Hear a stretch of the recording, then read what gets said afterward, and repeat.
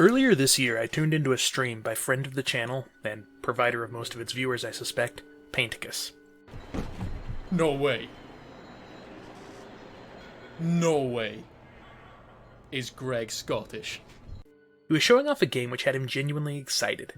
It was called Nosferatu, The Wrath of Malachi. Nosferatu is a procedurally generated horror game that's, well, it's kinda nuts is what it is. He didn't know much about the company that made it, but it had me intrigued, so I did a little bit of research. It turns out the company is IdolFX, and they've made some really interesting games. The best source I could find on them was a single Giant Bomb article. According to the article, they're a Swedish game company that existed from 1999 to sometime around 2004. You can read the article for yourself, it's linked down below. This is not going to be an in-depth, well-researched documentary of the company. Below the info on them is their entire library of releases. That was where I saw a name I'd not seen in a very long time. Drake of the 99 Dragons. They had my attention. I'll talk more about Drake in a bit, because you see, I have every game they've ever released. Gast had me from the start. It's children's horror, one of my favorite genres. It also has a genuinely cool aesthetic.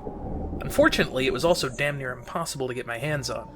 I found a single download link on a shady site that asked for money for it up front, and that simply was not happening. I was getting nowhere fast until I found an Amazon listing. It was for a physical copy of Gast. I received it less than a week later with a little note in the box from the seller. As for the game itself, it actually runs reasonably well on Windows 10 and without a whole lot of effort. A quick note with all IdolFX games though, never Alt-Tab out of the window, and don't expect a windowed mode. These things are full screen and you better commit to playing them, because if you have to switch windows, they will shit the bed. Gast has you taking on the role of a friendly ghost. A carnival has been seized by an evil clown and it's up to you to stop him. The way it works is you solve rudimentary puzzles. By puzzles, I mean you bring characters the correct items to solve their problems. You also get different companions who can help you solve puzzles. The thing is, you don't have to solve all the puzzles. The more you solve, the easier the final encounter is. As you solve puzzles, you get stars which will pull double duty as extra lives and ammo in the final fight. On top of that, any enemy whose puzzles you don't solve are enemies you have to face in the final fight. However, on your side is the fact that there are often multiple solutions. If you can't find one item, maybe another item will work. You can even kill the enemies if you so desire. At any rate, you need enough stars to defeat all the unbeaten enemies and the final boss. So it's in your best interest to solve the puzzles, but it's not a disaster if you have to leave one or two. I like this system. It keeps the game accessible to younger players, while still being rewarding to older players. The character designs range from standard children's horror to some really weird stuff. There's the obvious Audrey 2 ripoff, but there's also a number of dark and creepy designs. Some content here may even cross the line, bearing in mind that this is a kid's game. But looking at it as an adult, it has an almost Tim Burton quality to it. I can't find a ton of background information on Gast, not even a firm release date. It's just out there, floating in the ether. I'm glad it exists, and I am glad I have a physical copy in retrospect. It's a game not a ton of people have seen, and there's something cool about having a copy in hand. There are 3 questions I like to ask about any game. The first being, is it good? And in this case, yeah, I think so. It's got a very interesting and at times demented bent to it, while also keeping things tame enough and accessible enough for a younger audience. Did I enjoy it? Yeah. In case you can't tell, this is up my alley. Do I recommend it to others? It's tough to get your hands on a copy, but if you can, I think it's worth a look. Next up is the game that brought me here, Nosferatu, The Wrath of Malachi. The gist is your family has come to the castle of the Count to attend the wedding of the Count to your sister. However, creepy goings-on are afoot, and it's up to you to save them from certain doom. At certain intervals throughout the night, one of your family members will be murdered. You have until midnight to save who you can and confront Malachi, a malevolent force behind all this. Well, kind of. While you have to wait until midnight to fight him, you don't have to fight him at the stroke of midnight. As you pass midnight, the game gets progressively harder. Also, the number of family members killed determines the health of the final boss, which is a cool touch.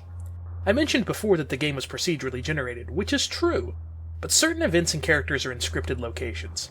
The procedural generation is still present, though. It lends the game a lot of replay value. More impressive is that it doesn't appear to reuse any part of Gast. There's something that IdolFX seems to be pretty good about. Their games each use unique assets, and this is especially impressive in that they were often developed very quickly. Also, you'll notice that at no point have I mentioned Nosferatu, despite him being name-dropped in the title. I don't know what that's about. The Count is only ever referred to as the Count, in-game and on the wiki. I suspect the Nosferatu name is just there because it's recognizable. As for the game itself, there's not that much to it. This is my problem with procedural generation. While it's a cool idea and makes for unexpected and ever-changing gameplay, it's hard to really convey a cohesive narrative, or form a uniform escalation of challenge, because you're never sure what your players are going to be experiencing. I think it was smart to have scripted events, but this is a game that very much relies on its gameplay and atmosphere to keep things fresh. Luckily, both are handled ably. Is it any good? Yeah, it's really good. Especially for 2003. I can see why it made a few waves, at least in the obscure horror game community. Did I enjoy it? It's not totally my thing. This style of shooter or hack and slasher doesn't really do much for me, and neither does procedural generation. In the end, it's a good game and I can acknowledge it as such, but I don't think it's anything I'll be revisiting anytime soon. Would I recommend it to others? Yeah! If you've looked at this footage and said to yourself, this is pretty sweet, it probably will be for you. It's a cool, if janky, little horror game. Speaking of jank, though, Next Idol developed what they hoped would be a game that would put them on the map. While I didn't know anything about its lineage, I'd heard of this one before encountering Nosferatu. It's infamous in bad game circles, which I feel might spoil my take on it slightly. Drake of the 99 Dragons was developed by IdolFX and published by Majesco.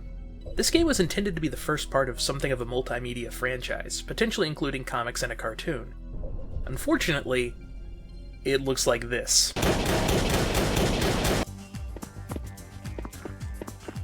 And it sounds like this. The strength of the stolen souls is changing me. Have I become invincible?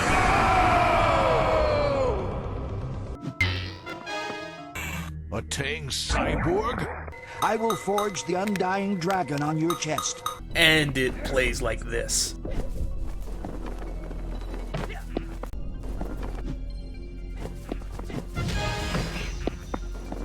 It's not great, if I'm honest. The whole thing is riddled with bizarre choices. This being their flagship product, it makes me wonder where the competence went. Admittedly, this is a third-person shooter, a new genre for the company, but it's still just bizarrely bad. It's hard to put into words. The first level has enemies attacking the Temple of the 99 Dragons. You have no powers but your guns, and you have to fight off an absurd number of enemies with a time limit. They do way too much damage, and don't drop much of use. In the next level, you're wandering through the aftermath of your shootout, collecting souls and mopping up survivors. From there, it's about uncovering the conspiracy behind the attack. The problem is the whole time you're fighting poor controls, very little direction, and very little motivation. You gain some new powers throughout the game, and the levels are legitimately varied. But on the whole, I just don't think that there's that much to enjoy here, even ironically. It has the unfortunate distinction of just being a bad game.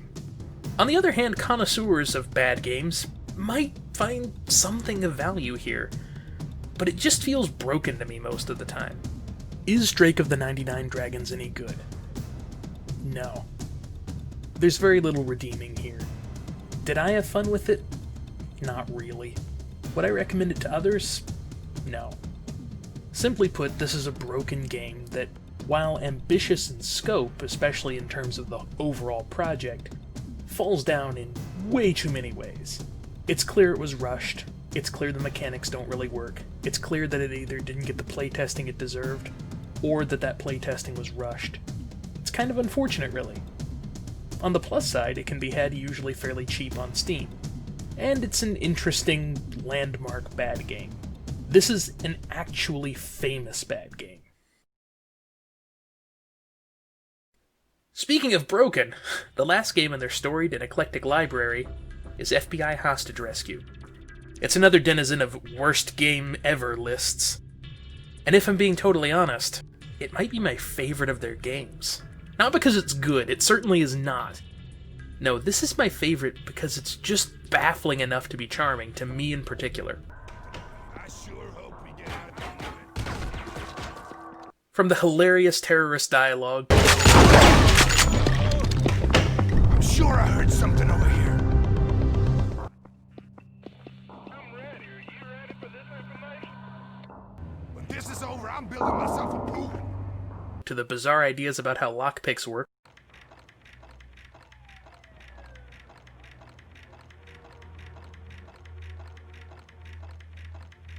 to the Ray's crunchy delights,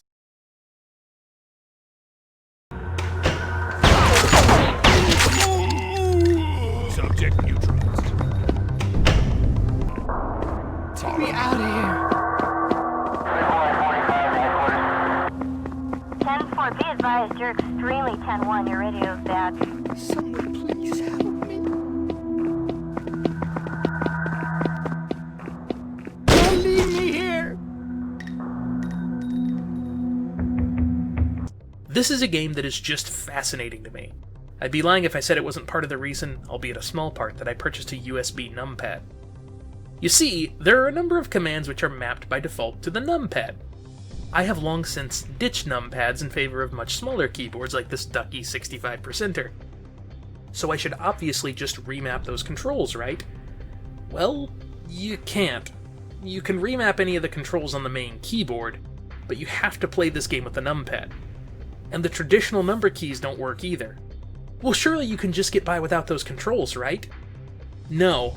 One of them is the key that makes hostages follow you, and the very first mission does not end if you just kill all the terrorists. You need the hostages to follow you. In the early stages, I had to keep my old Logitech K120 plugged in and on my desk, just because it was the only keyboard I still had with a numpad. I know I'm going on at length about this one issue, but I think it's important to point out the follow-on effects that little decisions can have. Another example is that in most cases when you open the doors, they're allowed to clip through your character. This means that when you open a door that swings toward you, it doesn't physically push you around. This is especially important because in this game, you have to hold down the open key through the entire swing of the door. Just tapping it only opens the door partially. Okay, so they accounted for the issue of opening doors. Well, except on the first level. On this level, the doors are still permitted to push you. This means that I spent literally 45 minutes on this game trying to figure out how to get into the building. This door would consistently push me out of activation range, and when it wasn't doing that, it was pushing me off of this narrow ledge where the door was located. Oh, and this game is one where your reload key isn't disabled when your gun is full. Why does that matter? The reload key is bound to R, activate is bound to E, so it's easy to hit it by accident. Again, no big deal. Except this is one of those games where you lose all the remaining ammo in your magazine when you reload. It's like instead of retaining your partial magazines, you just throw them on the ground. I plan to talk about this in a future review, but this makes little sense in this context. Regardless though, this combination of decisions puts you in the unfortunate position that you can just reload all your ammo away. In the game's defense, you can't reload if you don't have any reserve ammo, so you'll always have at least your last magazine. Most missions aren't going to really require much ammo anyway, and the shotguns appear to be immune to this since they feed from individual shells instead of magazines. But still, it's annoying to see your highly trained FBI agent just chucking full magazines on the ground. It might sound like I'm nitpicking, but it's worth noting I'm pointing out these issues because they're unique to Idol. At least, I haven't seen this specific set of issues elsewhere. Bear in mind that, of course, it still comes with issues like poor AI, poor graphics even for 2004, obtrusive guns that look like they're coming from inside your nose, and Ray's crunchy delights. It's a nightmare. And I love it. Don't get me wrong, this is shovelware through and through. It does not strike me as a game made with passion and drive. If I had to guess, I'd say they just had their engine lying around and decided to put out a generic counter-terrorist game, maybe to cash in on something like Rainbow Six. I think what appeals to me, though, is that it is a masterclass in getting basically everything wrong with the game while still having it be technically functional. It's not a good game, but it never crosses the line into totally unmanageable territory. You just have to start thinking of the game itself as the greatest enemy of all. The doors are antagonists to be overcome. The weird modeling choices that obstruct your field of view mean you need to remain constantly vigilant. I wanted to keep playing, not out of any sense of fun, but more because I didn't want to let the game win. I got the same way when I played Bubsy 3D. It was a challenge, and I became so obsessed with it I wrote a horrible creepypasta about how Bubsy slowly consumes you. FBI Hostage Rescue is the Bubsy 3D of tactical shooters. Is it any good? God no. Did I have fun? Hell no. Should you play it? Under no circumstances. So whatever happened to IdolFX? Near as I can tell, they were dissolved sometime after FBI Hostage Rescue. Not to worry though, several of the staff went on to work on other high-profile games at other studios, and I hope it turned out alright for them in the end. I don't think the issues with their games were born totally out of a lack of care. If you look at their release schedule, it was crazy. I don't have a firm release date on Gast, but the others were all released in a 5-month span. Nosferatu and Drake were released a month apart. That is nuts. As for the games themselves, I definitely think Gast and Nosferatu are worth seeking out if they appeal to you. Drake is just a bizarre artifact of a defunct game company's best-laid plans. FBI Hostage Rescue is a game that I feel should be quarantined with me. I don't want to be patient zero for another outbreak. I hope you enjoyed this none-too-deep dive into IdolFX, and I hope you stick around for more of my stuff. I'd also like to take this opportunity to thank my friends for the support they've shown me, as I try to launch a fledgling channel on this increasingly ludicrous platform. Painticus has been an amazing help. He's also introduced me to some of the most talented, wonderful, and supportive people I've known. To avoid embarrassment and forgetting anyone, I won't name names. I'll just say this. I wouldn't be doing this if not for you all.